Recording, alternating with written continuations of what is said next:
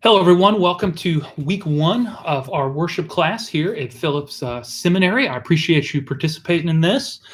I'm going to assume that you have worked your way through the readings, or will soon work your way through the readings after you've had a chance to watch this. I know some of you all read ahead, and I know some of you go ahead and read right before it's all due. Totally fine either way. I can promise you, you can read the day before and get through your Master's of Divinity degree, because I did it. So I want to look at beginning here at James White's book here, Introduction to Christian Worship. We're going to look at the first chapter that I hope that you have read or will very soon read. He asks a really good question that I think would be good for all of us to ponder. It's not a requirement. It's not an assignment. But how do we define Christian worship? What do we mean by Christian worship? You know, I think in some ways we have too bloated a description of the word, and in sometimes I think we have too narrow a description of the word. Think about how we describe what we do on Sunday morning at, say, 10:30. Very few of us say, I'm going to worship, and a lot of us say, I'm going to church. And church is a good word, worship is a good word, but they're not necessarily the same things. You know, sometimes it's hard to define Christian worship the way that White invites us to reflect on that, because it's hard to define what does the word Christian mean. You know, if someone says, I have a Christian counseling center, that there's a lot embedded in that. There's a lot of assumptions in that. Some of them are negative. Someone says, I'm a Christian businessman. I had an elder at my church in Texas that said, when somebody tells you he's a Christian businessman, hold on to your wallet. So what does it mean to say something is distinctly Christian? That's difficult for those of us that are mainline, especially those of us that are members of the Christian Church Disciples of Christ. Go ask members of your congregation, what is the gospel? Or what does it mean to be a Christian? And I bet if you ask 10 people, you'll get about 15 different answers. And there's people there's maybe churches down the street from you that call themselves Christian, to think that you're not a Christian. And so putting definition to Christian worship is difficult with that very first phrase of what is distinctly Christian. And then how do you define what worship is?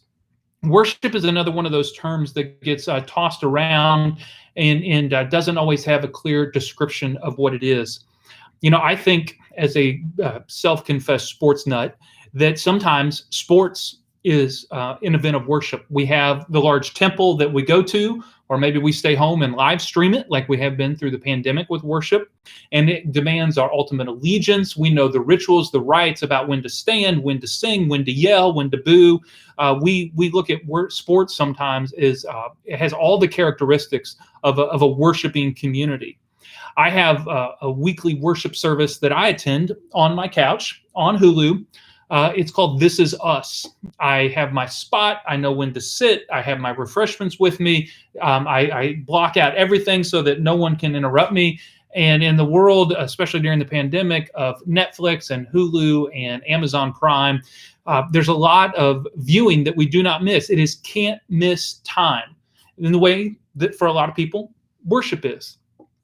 And without turning into a political consultant, I think politics has become an act of worship, from the rallies to the shared language, to the assumptions, to the orthodoxies. Think about the hard edge orthodoxies left and right that have to be adhered to be able to belong to this worshiping community. And so what it means to describe something as distinctly Christian worship is a real challenge for us. And I think we just need to say that going in.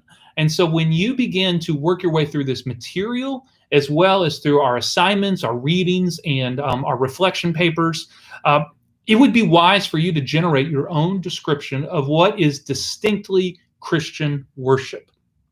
I like to think of it this way. And it's I'm stealing something from Long and from White and just my own experience of doing this. Distinctly Christian worship is a consistent gathering of people for an outward and visible praise of God. It is a consistent gathering of people. I say consistent gathering of people because I know in some traditions we talk about all of life is worship. Our work can be worship. Our study can be worship. I'm not disagreeing with that, but for the sake of our group and our class, I think of worship as a consistent gathering of a group of people for an outward and visible praise of God. It's something that we offer to God. For some of us, that might be in the opening of the hymnal. For others of us, that may be the raising of hands. For some of us, it may be the passing of the offering plate or reenacting the Last Supper as the bread is broken and we share in the bread in the cup of our redemption. But there is an outward and a visible praise of God. It's a specific group of people gathered at a specific place consistently for visible and outward praise of God. That's the best description I have right now, which will probably change in about a month, but I want to encourage you to reflect on that. Now, let me stick this in here, and this is something we never would have talked about a year ago. Have you worshiped during COVID-19? I think you have, and I know that many of you have only had worship services that are offered online. I know that, like my church, we shut down from mid-March to mid-July, and then we were open from mid-July up until Thanksgiving, and now we've gone back to online only. For the sake of this class, and maybe just for the sake of convenience, yes, that is a consistent gathering of people for worship. We're going to talk later on in class what post-COVID community looks like and the ability to articulate the importance of that. But for this class, our ability to gather online, and I'll talk about this later on, I think there is power in community gathered online. I jokingly call the chat room the fellowship hall, the foyer of our church on Sunday mornings. So we can reflect on that. But yes, COVID-19 worship where we're on Facebook or on YouTube or on television or on the radio, those things clearly are above the threshold, especially when with our inability to gather as a consistent gathering of people for an outward and visible praise of God. In his book, White also lifts up a couple of perspectives that I think are wise for us to reflect on. First thing is he talks about rituals. And again, this is another one of those words that gets so much meaning stapled to it, so much power of that word taken out of it. Rituals, you just say, oh, it's just a ritual. I don't know if there's any more dismissive word to the mystery of God than just. It's just a symbol. It's just a ritual. It's just an opportunity to stand. It's just a reading that everybody goes through.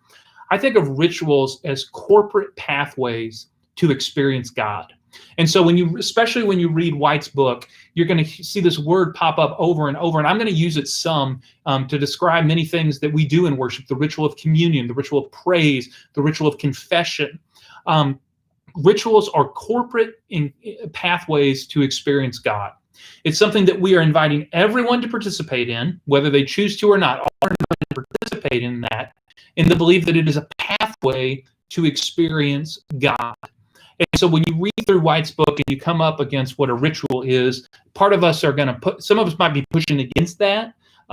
Just be aware, it's another word for it's a rite, it's a ritual, it's a habit. Again, habit's a bad word for some people. Habit is a great word in the tradition of Christian formation. So rituals and habits are corporate experience pathways for us to experience God.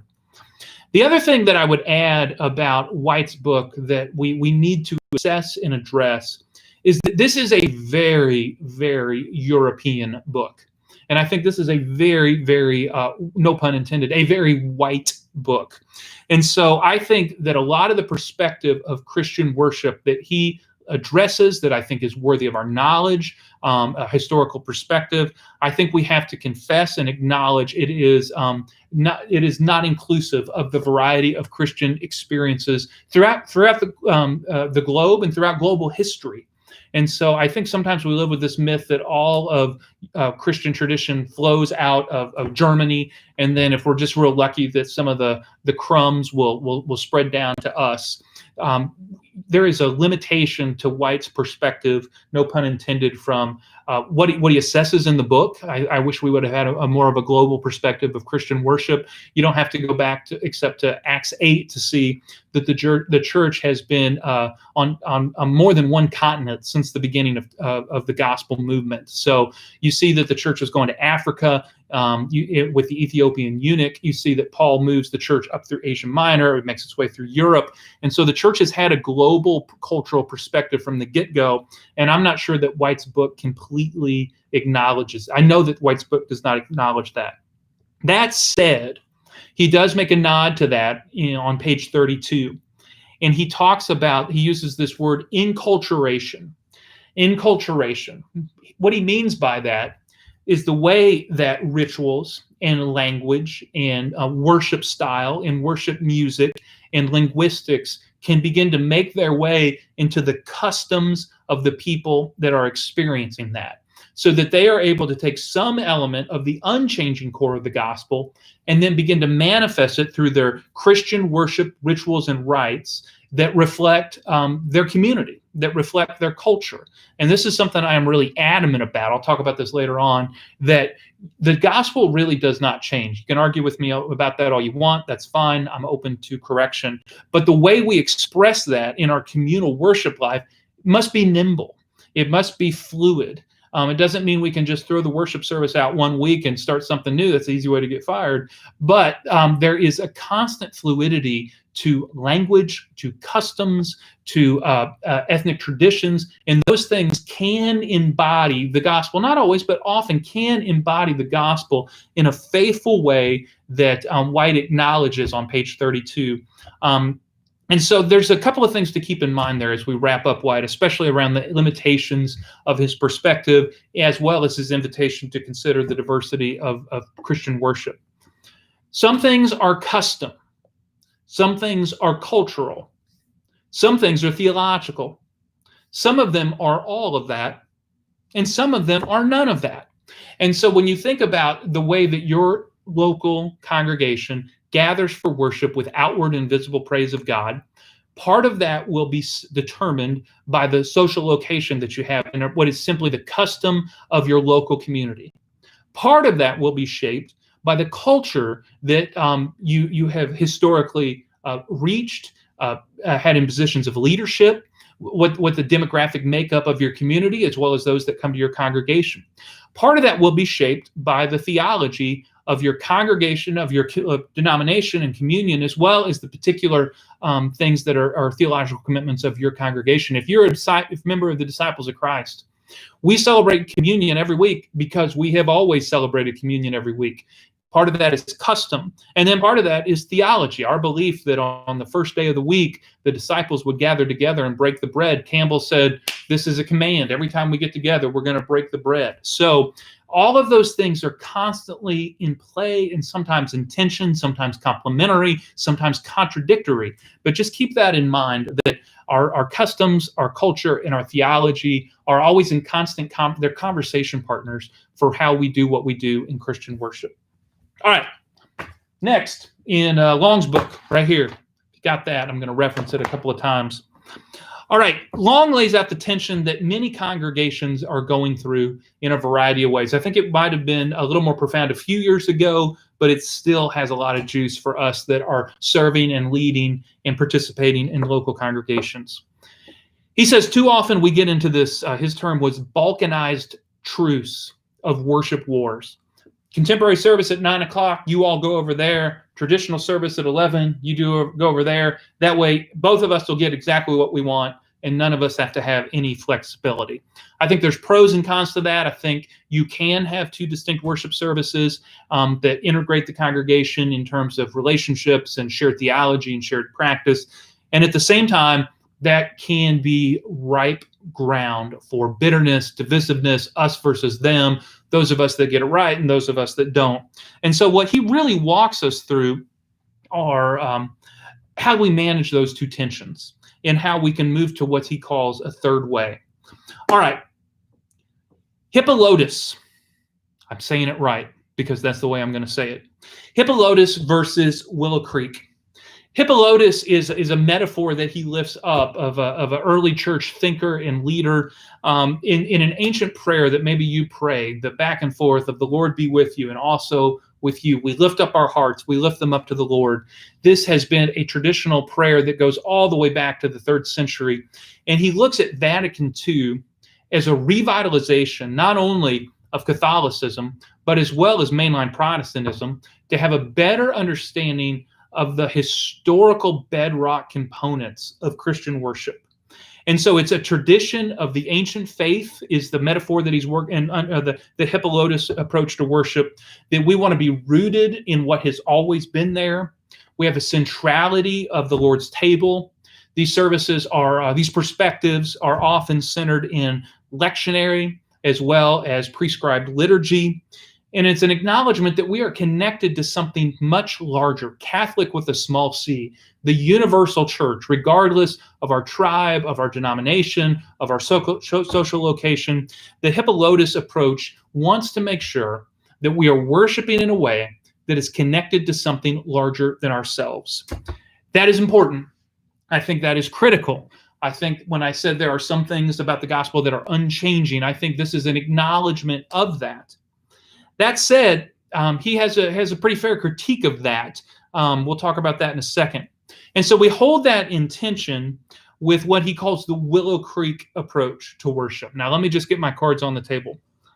I have been a student of the Willow Creek approach and all of its permutations over the last, honestly, 30 years. I started reading that stuff in 1995. And so if you want to know what kind of social life I had in college, that's what I was reading. The Willow Creek approach was founded in suburban Chicago. The church itself, and that becomes a placeholder for everything else that we're going to look at. It was a church that was founded in Chicago, and you cannot talk about the Willow Creek approach to worship without acknowledging that it was a response to the hemorrhaging and struggles of mainline Protestantism. Mainline Protestantism began a sense of decline in the late 60s and the early 70s. There's a lot of reasons for that. I can talk about those ad nauseum. But because of the inability of the mainline church to retain the children of those of the World War II generation, there became this desire among this Dutch Reformed church in suburban Chicago of their youth minister by the name of Bill Hybels, who launched out with his youth group in his early 20s to start a new congregation. And they called it Willow Creek Community Church because it met in the Willow Creek Theater. That's how distinctive they were about their name. We're just the name of a theater. We're Willow Creek Church. This was a response to the faith not being accessible or inspiring or understandable for those that came to church every week in their teenage years and college years and really didn't want to have anything to do with it. It also was a response, and I don't know that Long talks about this, but I'm going to bang away at it because I think it's true. This became a time where it was much more of the Wild West of what I call a free market approach to faith. There was once a time that if you were born Presbyterian, you were going to die Presbyterian because your mom was a Presbyterian and your grandma was Presbyterian and your mom married a good Presbyterian boy, and that's why you were Presbyterian. Denominational loyalty really began to wane in the late 60s, early 70s, as well as institutional loyalty and belief in the value of institutions across our country. And so to say we're a local, independent, non-denominational church became the in thing because nobody wanted to be connected to a historical institution the way that they had in the past.